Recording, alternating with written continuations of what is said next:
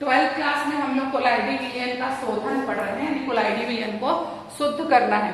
जिस प्रकार से मानव के शरीर में जो किडनी होती है वो रक्त के प्यूरिफिकेशन का काम करती है, अर्थात रक्त को डायलिसिस करती है ना। आपने सुना होगा कि कोई शुगर का पेशेंट हो जाता है जिसको फिर ब्लड में यूरिया की मात्रा बढ़ जाती है तो उसको बार बार डायलिसिस प्रोसेस में जाना पड़ता है, यानी रक्त को छानना पड़ता है। वैसे ही हमको कोलाइडी विलयन में भी आयनिक अशुद्धियों को दूर करने के लिए अपोहन की क्रिया करते हैं। इस अपोहन की क्रिया को बताने वाले वैज्ञानिक ग्राहम है, इसलिए इसे ग्राहम का अपोहक तंत्र कहते हैं। सबसे पहले कांच की एक सिलेंडर लोगे जो दोनों सिरों पर खुली है, उसके एक सिरे पर पार्चमेंट पेपर या जंतु झिल्ली, जिसे हम अर्धपारगम झिल्ली कहते हैं, वो लगा दोगे। दूसरे सिरे पर रस्सी लगा के द्रोणिका की सहायता से टांग दोगे। यहाँ पर एक बीकर लोगे जिसमें अशुद्ध जल भर दोगे और उस द्रोणिका में अब आप कोलाइडी विलयन डाल दोगे। कोलाइडी विलयन में जितनी भी धान और विनायन की अशुद्धि, चाहे वो सोडियम क्लोराइड हो, पोटेशियम क्लोराइड हो, मैग्नीशियम क्लोराइड हो, जो भी अशुद्धि है वो धीरे धीरे छन कर बाहर आ जाएगी और आपका शुद्ध कोलाइडी विलयन प्राप्त हो जाएगा, जिसको आप उचित परिक्षेपण माध्यम में क्रिया करा के कोलाइडी विलयन प्राप्त कर लोगे। यही क्रिया यदि आप गर्म पानी में करोगे तो थोड़ा और तीव्र गति से ये क्रिया होने वाली है, लेकिन इसी क्रिया को अपोहन तंत्र को विद्युत अपोहक बनाने के लिए ग्राहम ने इसमें 2 इलेक्ट्रोड लगा दिए, विद्युत के इलेक्ट्रोड लगा दिए, कैथोड और एनोड, और सेम प्रोसेस को दोहराया गया। तो जैसे ही कैथोड और एनोड लगे ये बहुत तेजी से आयनिक अशुद्धियों को अपनी ओर खींचने लगे और आयनिक अशुद्धियों का जो पृथक्करण था वो बहुत शीघ्रता से होने लगेगा।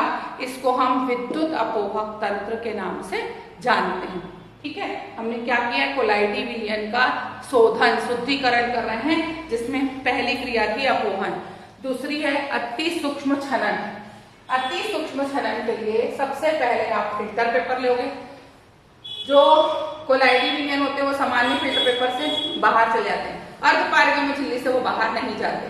तो आप फिल्टर पेपर को लोगे 4% सेल्यूलोज नाइट्रेट का अल्कोहल और ईथर में बने विलयन में डुबाओगे फिल्टर पेपर को। उसके बाद उसको 1% एसिटिक अम्ल में डुबाकर अल्ट्रा फिल्टर पेपर सुखाकर तैयार कर लोगे। उस अल्ट्रा फिल्टर पेपर को आप यहाँ बांध दोगे, यहाँ पे पतली सी लोहे की जाली लगी रहेगी, यहाँ फिल्टर पेपर बंधा रहेगा और अब आप जितना भी ये जो नीचे है ये आपका यहाँ से सक्शन क्रिएट कर रहा है, ये लोहे की जाली के साथ ही ये फिल्टर पेपर लगा हुआ है और यहाँ पे आपने अशुद्ध कोलाइडी विलयन डाल दिया है और यहाँ पे चूषण सक्शन निर्वात उत्पन्न कर रहे हो जिससे इस पर दबाव पड़ रहा है और जितनी भी अशुद्धियां हैं वो छन के अल्ट्रा फिल्टर पेपर से छन के बाहर आ रही है और यहाँ जो बचेगा वो अवपंक कोलाइडी अवपंक या मड कहलाएगा, जो शुद्ध कोलाइडी विलयन होगा, जिसको फिर आप उचित विलायक में घोलो और घोल करके शुद्ध कोलाइडी विलयन प्राप्त कर लो।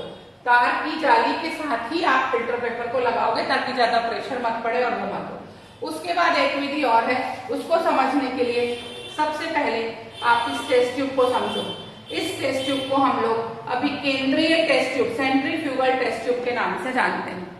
इस टेस्ट ट्यूब में जैसे ही हम कोलाइडी विलयन भर देंगे और उसके बाद एक डोमनुमा संरचना रहेगी, अभी केंद्रण की क्रिया कर रहे हैं, उसमें ऐसे खांचे बने रहेंगे इस तरह से। इन खांचों में इस टेस्ट ट्यूब को डाल देंगे और डालने के बाद इलेक्ट्रिसिटी की सहायता से जब इसको घुमाएंगे तो ये प्लेट बहुत तेजी से घूमने लगेगी और लगभग 1 मिनट में 15,000 चक्कर मारेगी और जैसे ही ये इतनी तेजी से घूमेगी तो क्या होगा, पूरा का पूरा कोलाइड की परिक्षिप्त प्रावस्था नीचे आ जाएगी और ये परिक्षेपण माध्यम ऊपर हो जाएगा और आपको शुद्ध कोलाइडी विलयन प्राप्त हो जाएगा।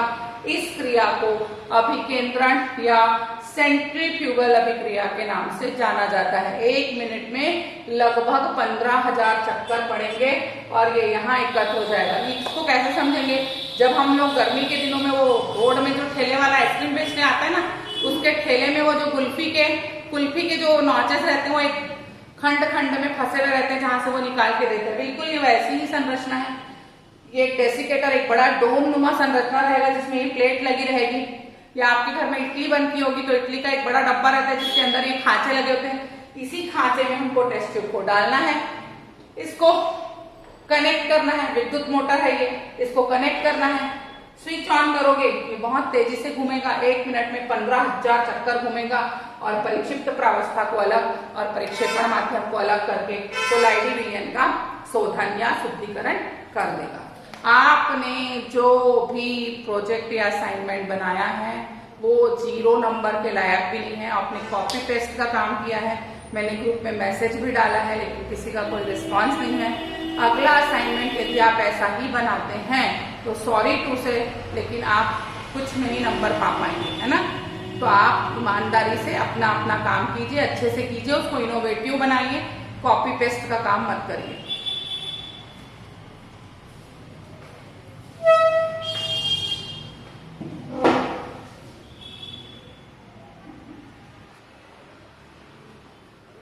आपको मैंने अधिशोषण के अनुप्रयोग पढ़ने के लिए बोला था। अधिशोषण के अनुप्रयोग आपको पढ़ने हैं, जिसमें से सबसे पहला अनुप्रयोग है जल के मृदुकरण में। आप क्या कीजिए, कठोर जल लीजिए, उसमें जियोलाइट लगा दीजिए और उसके बाद उस कठोर जल को उससे गुजारेंगे तो कठोर जल में जो कैल्शियम और मैग्नीशियम के लवण है वो जियोलाइट द्वारा अधिशोषित हो जाएंगे और हल्के आयन नीचे आ जाएंगे। इसको जल के अधिशोषण की क्रिया के द्वारा शुद्धिकरण कहते हैं।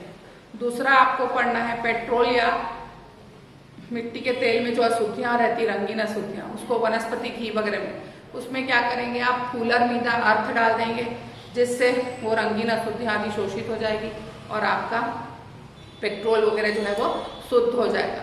तीसरे में आप क्या करने वाले हैं, तीसरे अनुप्रयोग में आप करेंगे निर्वात उत्पन्न करने के काम। तो निर्वात उत्पन्न करने के लिए आप उच्च निर्वात पंप के द्वारा पहले अच्छे से निर्वात उत्पन्न कर दीजिए, फिर उस पात्र में ठंडा किया हुआ चारकोल डालेंगे तो अशुद्धियां दूर हो जाएंगी। गैस मास्क वगैरह में हमको मालूम है अभी कोविड के चलते हमको मास्क बहुत ज्यादा यूज करना पड़ रहा है, तो वायु में जितने भी बैक्टीरिया हैं, अशुद्धियां हैं, गंध है, उसको दूर करने का काम करते हैं सिलिका जेल या एल्यूमिना जेल, जो कि आपके मास्क में लगे रहेंगे, वो अशुद्धियों को दूर कर देंगे और आपके पास शुद्ध वायु पहुंचेगी।